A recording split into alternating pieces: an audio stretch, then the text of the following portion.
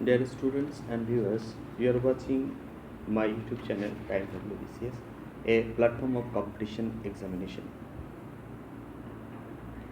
তো আজকে আমি যে সিরিজটা শুরু করছি সেটা কারেন্ট অ্যাফেয়ার্সের পার্ট 3। এটা জুলাই থেকে সেপ্টেম্বর মাস পর্যন্ত আমরা ডিসকাস করবো আজকে। আগে দুটো ক্লাস হয়ে গেছে already, January February March, January to March আর এপ্রিল টু জুন, এই দুটো ক্লাস হয়ে গেছে। আজকে হচ্ছে কি পার্ট 3 ক্লাস।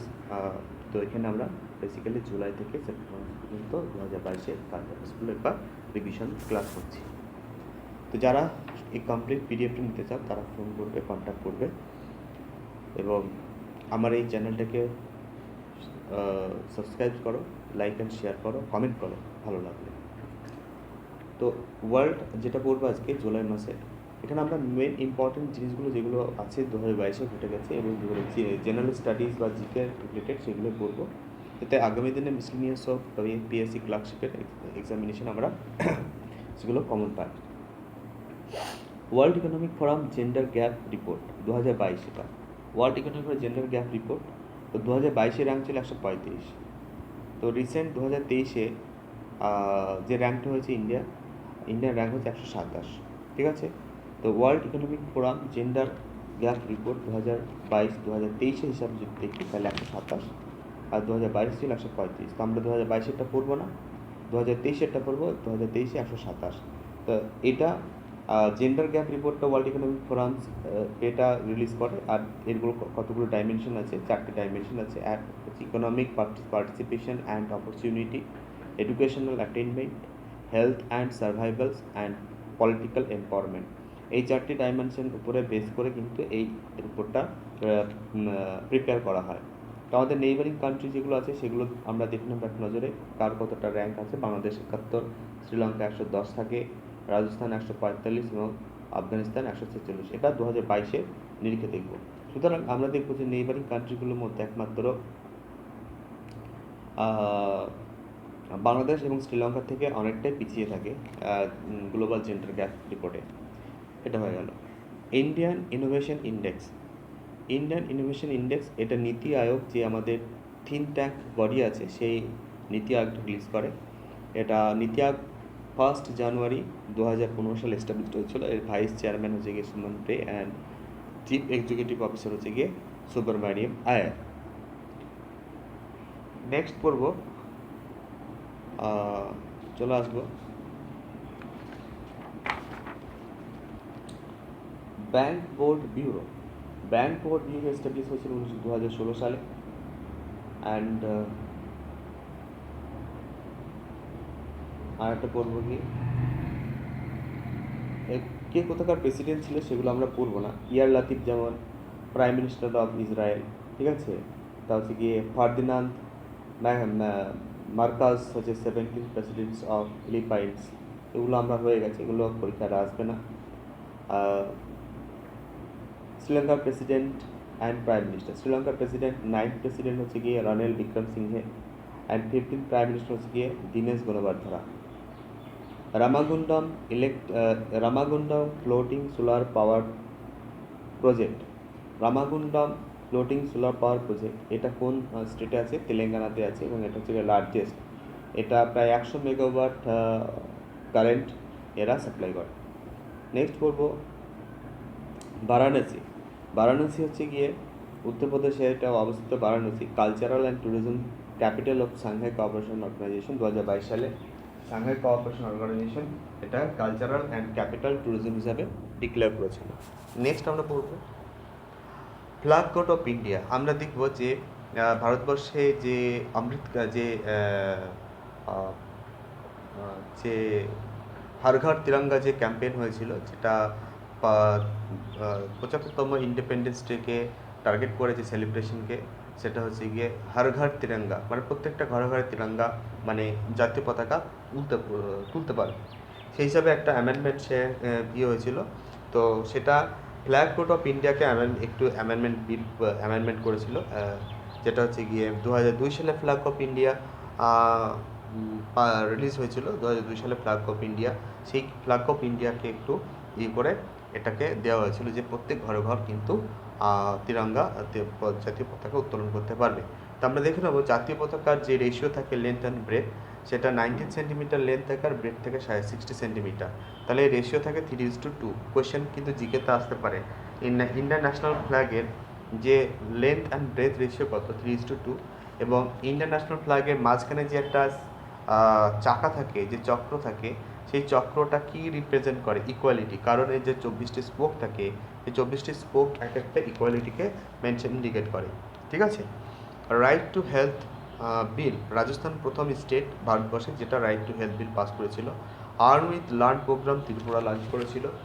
ন্যাশনাল, আচ্ছা very important, national virology institute, এগুলো জিকেতে চলে আসবে। ন্যাশনাল ভাইরোলজি ইনস্টিটিউট কোথায়, এটা পুনেতে। তো আমি যখন ন্যাশনাল ভাইরোলজি ইনস্টিটিউট পড়ছি তখন আমাকে নেরিটা জানতে হবে। নেরি, NERI, নেরি national engineering research and institute, যেটা পুনেতে আছে। আর তার সঙ্গে সঙ্গে আমাদের যে সমস্ত রিসার্চ ইনস্টিটিউটগুলো আছে, গবেষণা, যে সমস্ত গবেষণার জন্য ইনস্টিটিউটগুলো আছে, ইনস্টিটিউটগুলো সম্পর্কে আমাকে টোটাল জানতে হবে। তাহলে আমি এখান থেকে কোশ্চেনগুলো কমন পেতে পারি। তো যেমন এই পেপারটা আমি এইভাবে তৈরি করেছিলাম যাতে আমি কোশ্চেনগুলো কমন পাই। তো কফি রিসার্চ ইনস্টিটিউট কোথায়, কর্ণাটকা, চিকলামাগুর। টি রিসার্চ ইনস্টিটিউট কোথায়, Assam, Jorhat. Silk research institute কোথায়, কর্ণাটকা। টোবাকো রিসার্চ ইনস্টিটিউট কোথায়, রাজমন্দির। এছাড়া আরও অনেক রিসার্চ আছে। আচ্ছা, নেরি, NEERI, নেরি কোথায়, নাগপুর। আর ন্যাশনাল ভাইরোলজি ইনস্টিটিউট কোথায়, পুনে। নেরি কোথায়, Nagpur. National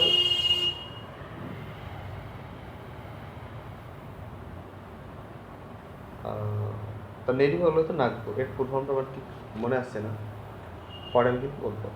science skill India mission, তো এই স্কিল ইন্ডিয়া মিশন 2015 সালের জুলাই মাসে 15 জুলাইতে এটা লঞ্চ হয়েছিল, স্কিল ইন্ডিয়া মিশন। কোশ্চেনগুলো আসতে পারে স্কিল ইন্ডিয়া মিশন, ডেট সাল দিয়ে দেবে 2015, 2014, 2016, 2017, তখন তোমাকে সেটা চুজ করতে হবে। এইভাবে কোশ্চেনগুলো আসতে পারে। 15 জুলাই 2015 সালে স্কিল ইন্ডিয়া মিশন লঞ্চ হয়েছিল। Next, Tokyo, Japan host 2025 world athletic championship. World athletic championship 2025 সালে কোন কান্ট্রি হোস্ট করবে, টোকিও, জাপানে হবে।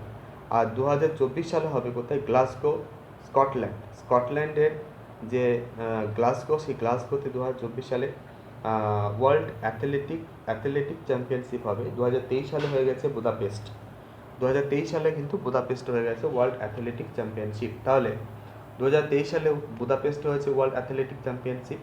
2024 সালে হবে কোথায়, গ্লাসগো, স্কটল্যান্ড। এবং 2025 সালে হবে কোথায়, world athletic championship. 2028 summer Olympic and para Olympic games will be hosted in Los Angeles, United state.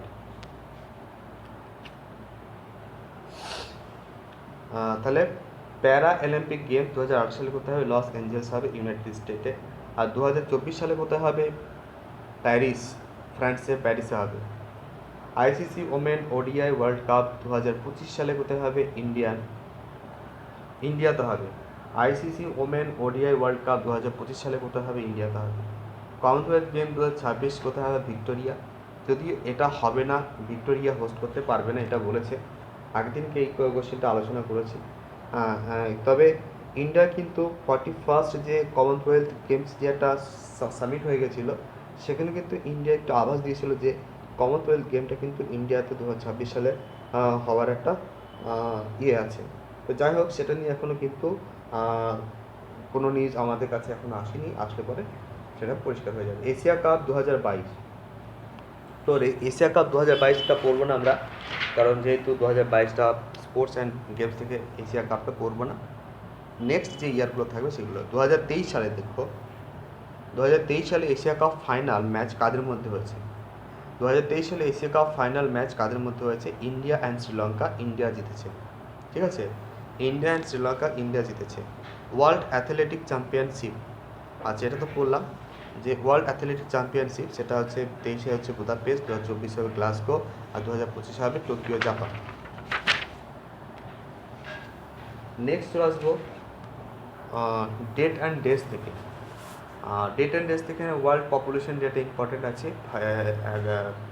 11th July এটা সেলিব্রেট করা হয়। Nelson Mandela international day 18 July পালন করা হয়। Nelson Mandela international day 18 July. International day for the construction of the mangrove ecosystem. International day for the constructions of mangrove ecosystem.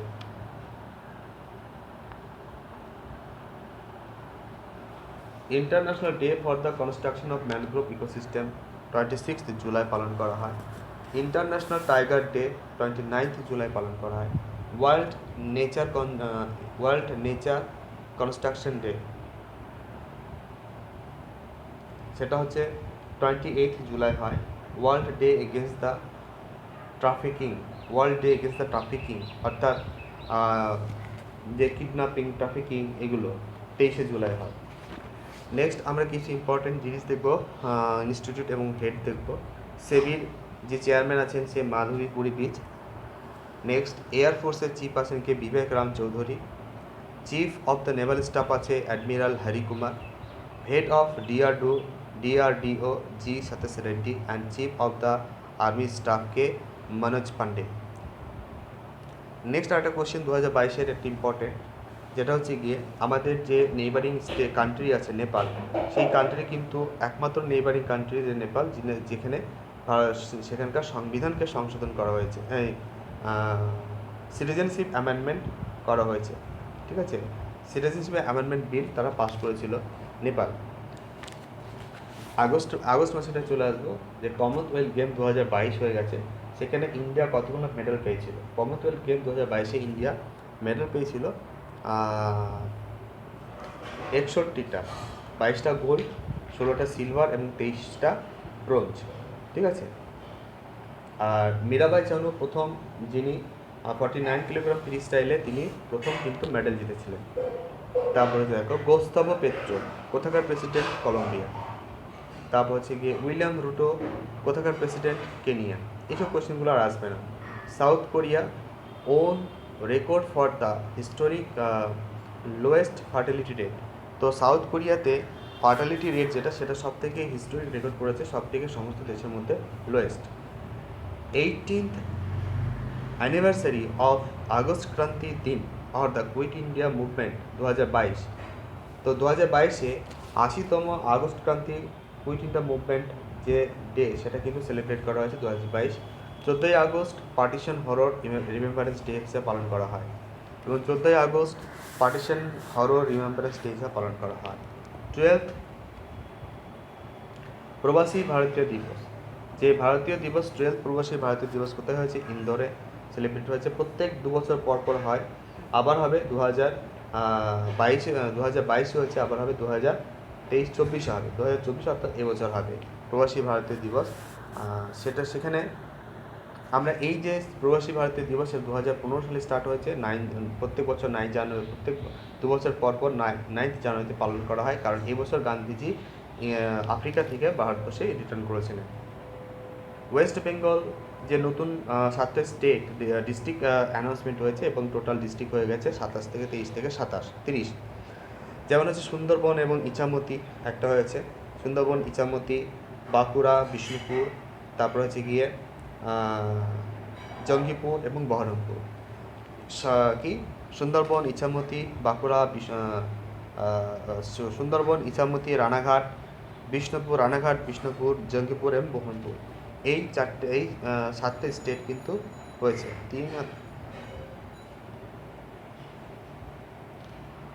আচ্ছা, রানাঘাট আর একটা হবে কি, নদিয়া হয়ে যাবে। হ্যাঁ, রানাঘাট, নদিয়া। আচ্ছা, Suresh N Patil central vigilance commissioner আছে এখন বর্তমানে। চেস অলিম্পিক, দেখো এটা খুব ইম্পর্টেন্ট। চেস অলিম্পিক এটা কোথায় হয়েছে? চেস অলিম্পিকটা চেস অলিম্পিয়াড 2026 কোথায় হবে? উজবেকিস্তান হবে। 2022-এ কোথায় হয়েছে? চেন্নাই, ইন্ডিয়াতে হয়েছে। 2022 সালে চেন্নাই, ইন্ডিয়াতে হয়েছে। 44 চেস অলিম্পিয়াড হয়েছে, যেটা 2022-এ চেন্নাইতে হয়েছে। অ্যান্ড ওপেন সেকশনে গোল্ড মেডেল জিতেছে উজবেকিস্তান। যেহেতু উজবেকিস্তান জিতেছে, সেই জন্য কিন্তু উজবেকিস্তানে 2026 সালে হবে। তো এর আগে 2024 অর্থাৎ 2000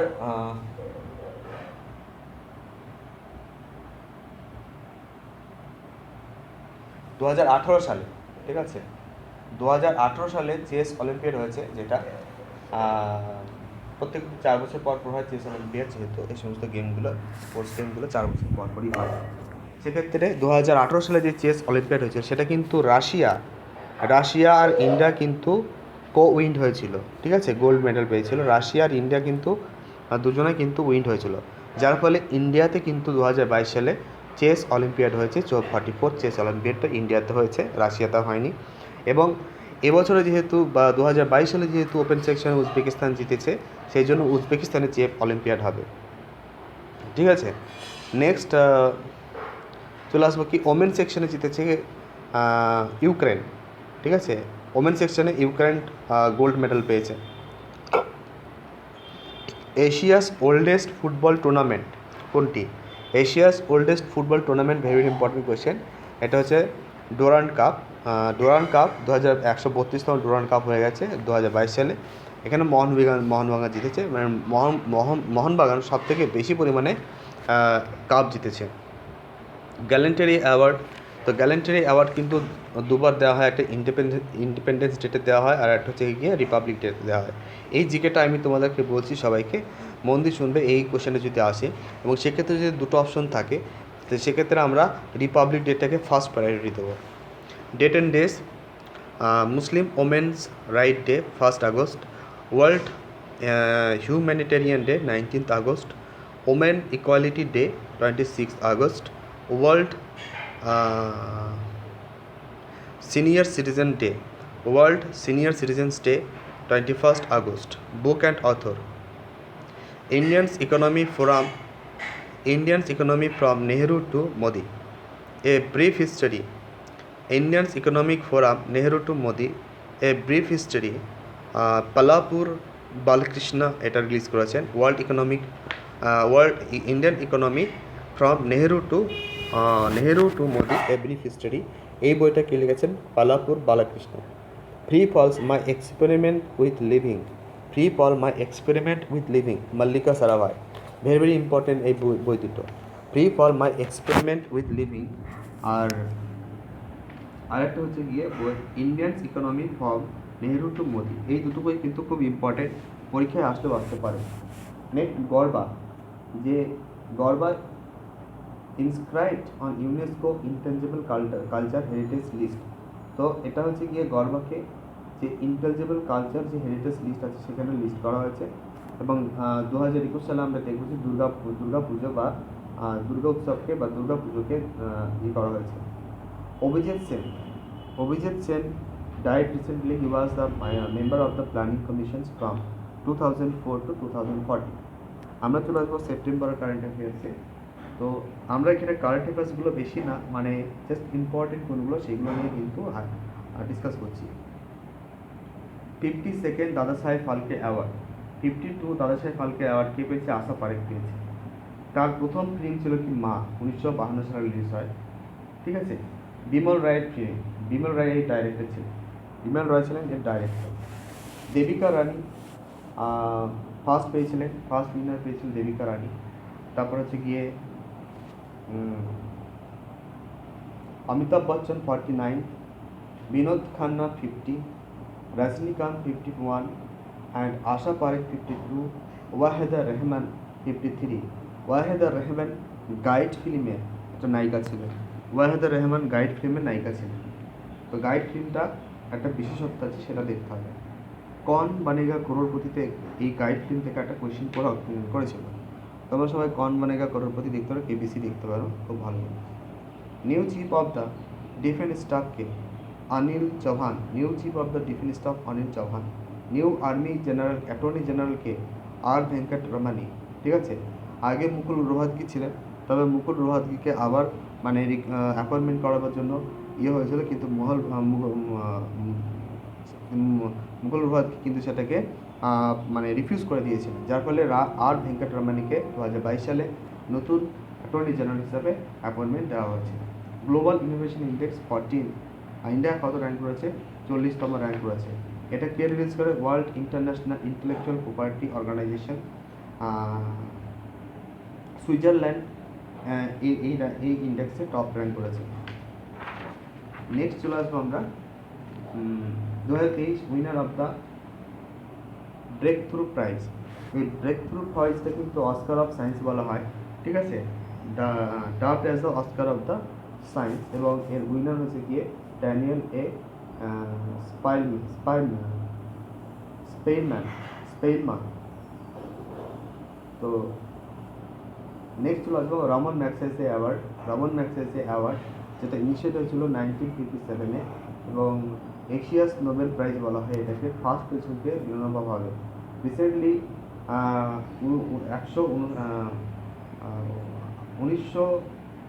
1959 খ্রিস্টাব্দে যে রামন ম্যাগসেসে অ্যাওয়ার্ড, যার সেকেন্ড রেসিপিয়েন্ট ছিলেন কে? দালাই লামা। তাকে ইন পার্সন দেওয়া হলো এবছর 2022 সালে ইন পার্সন দেওয়া হয়েছে দালাই লামাকে। নেক্সট চলে আসবো কি 2021 human development index.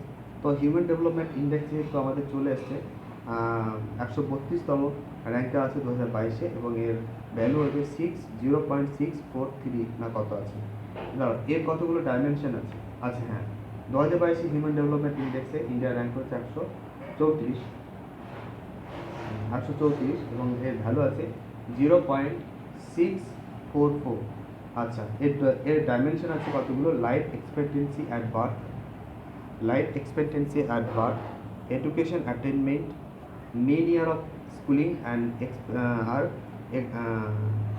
Expected year of schooling. Next আছে কি গ্রোস ন্যাশনাল ইনকাম। এই তিনটা ডাইমেনশন আছে, life expectancy at birth, education attainment and gross national income. Tennis tournament থেকে চলে আসবো, টেবিল টেনিস থেকে। অস্ট্রেলিয়ান ওপেন প্রথমে হয়, তারপর ফ্রেঞ্চ ওপেন হয়, তারপরে উইম্বলডন, তারপর ইউএস হয়।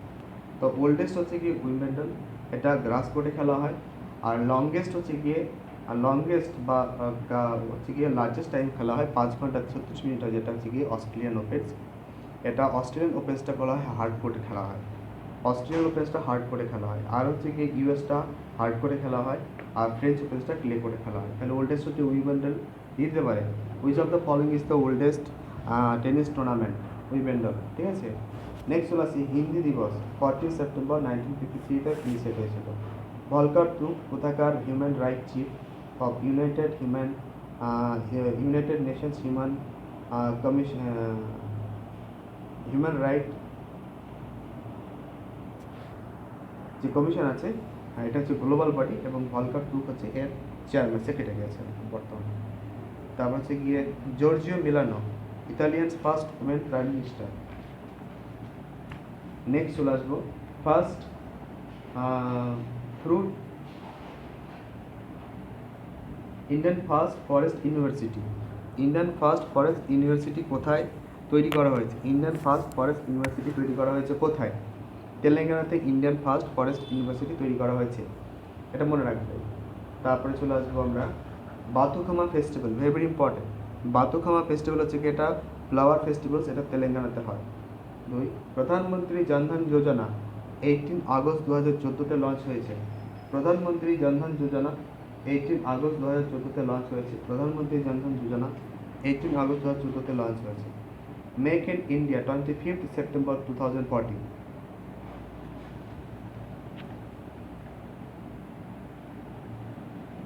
Make in India 25 September 2014।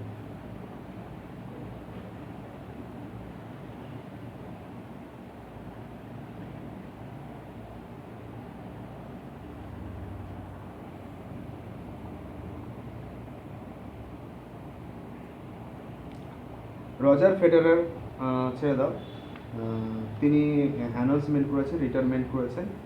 Liver cup, following the liver cup, লন্ডনে যে লিভার কাপ হয়েছে সেই লিভার কাপকে পরেই কিন্তু তিনি রিটায়ারমেন্ট করেছেন। সাংহাই কোঅপারেশন সামিট 2022 কোথায় হয়েছে? উজবেকিস্তান হয়েছে। আর India will host the Shanghai cooperation summit 2023। 2023-এ ইন্ডিয়াতে হয়েছে, 2024 হবে কাজাকস্তান। সাংহাই কোঅপারেশন সামিট 2024 কোথায় হবে? কাজাকস্তান হবে, এটা মনে রাখতে হবে, এটা ইম্পর্টেন্ট। 2024-এ সাংহাই কোঅপারেশন সামিট কোথায় হবে? কাজাখস্তান হবে। দ্য 31st ব্যাস সম্মান, ব্যাস সম্মান কে পেয়েছে? 31তম ব্যাস সম্মান ডক্টর আজগির ওয়াজিদ। তার মহাবলীর যে বই নোবেল, সেই তার উপরে কিন্তু তিনি ব্যাস সম্মান পেয়েছেন, ডক্টর আসগার ওয়াজিদ পেয়েছেন। এবার ইম্পর্টেন্ট ডেট অ্যান্ড ডেটসগুলো পড়বো, দেখে নেবো। World ozone day 16 September, international equal pay day 18 September, world bamboo day 18 September, international day of peace 21 September, international day of peace 21 September. আর হচ্ছে international day of sign language 23 September হয়। International world river day 25 September. ঠিক আছে।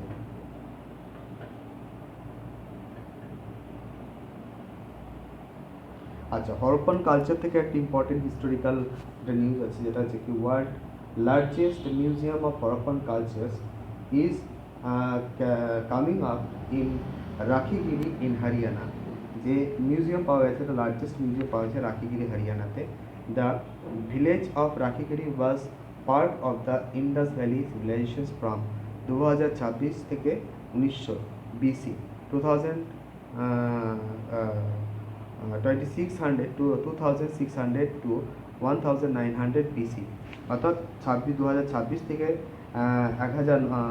2600 থেকে 1900 সাল 900 BC পর্যন্ত রাখিগিরি কিন্তু একটা ইন্ডাস ভ্যালি সিভিলাইজেশনের একটা পার্ট ছিল, এবং এখানে কিন্তু একটা লংগেস্ট মিউজিয়াম পাওয়া গেছে। এর আগে একটা এক্সকাভেশন বলেছিলাম, সেটা হচ্ছে গিয়ে জুয়েলারি মেকিং ফ্যাক্টরি পাওয়া গেছে রাখিগিরি। তাহলে রাখিগিরি সম্পর্কে দুটো নিউজ আছে, একটা জুয়েলারি মেকিং ফ্যাক্টরি ডিসকভার হয়েছে, আর একটা হচ্ছে গিয়ে কি যে লার্জেস্ট মিউজিয়াম। তাহলে আমাদের ইতিহাসে কিন্তু এক্সকাভেশন হচ্ছে, ইনোভেশন হচ্ছে।